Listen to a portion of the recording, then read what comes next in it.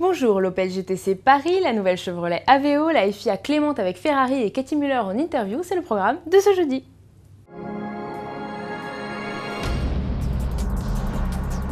Opel anticipe quelque peu sur l'ouverture du mondial et révèle la GTC Paris. Ce concept préfigure l'arrivée dans quelques mois sur le marché de l'Astra GTC, mais permet surtout aux constructeurs d'expérimenter de nouvelles lignes esthétiques. Et avec ses courbes précises, son arrière ciselé et ses flancs creusés, le pari est réussi. Rangé dans la catégorie des compacts, le concept affiche cependant un grand gabarit avec 4,46 m de long.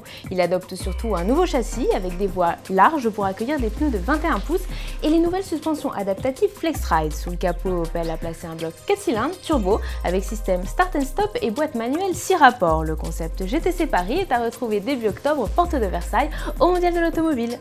Chevrolet a dévoilé hier la nouvelle Aveo, l'une de ses 4 nouveautés présentées en première mondiale au Salon de Paris. La petite citadine adopte un look plus punchy avec un capot nervuré, des optiques saillantes à l'avant et un petit béquet arrière.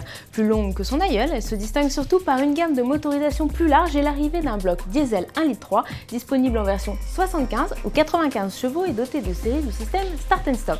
La petite citadine se veut également bien équipée avec, en dotation standard, ABS et ESP, arrivée prévue sur les marchés en 2011. Le verdict est tombé pour Ferrari dans l'affaire des consignes de course du Grand Prix d'Allemagne. La FIA a simplement confirmé l'amende de 100 000 $ sans demander d'autres sanctions. Pour notre spécialiste Jean-Louis Moncel, la décision de la fédération est juste. C'est plutôt une bonne nouvelle pour Ferrari car ça permet à Fernando Alonso de rester dans les points pour conquérir le titre de champion du monde. Ça, c'est la première chose.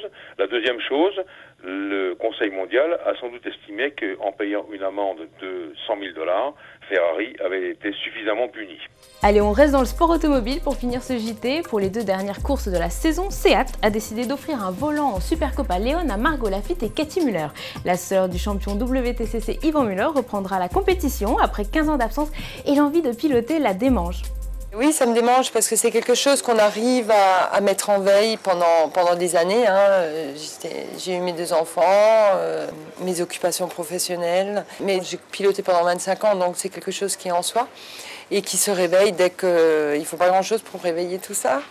Donc les premiers essais que j'ai faits, c'est venu tout de suite, comme s'il n'y avait jamais eu ces 15 ans de pause, mais il va quand même falloir, on va encore s'entraîner, il faut quand même encore travailler avant la course. Alors pour retrouver les filles au volant de la Seat Leon, direction Albi le week-end prochain et Manicourt à la mi-octobre. Merci de nous avoir suivis et à demain.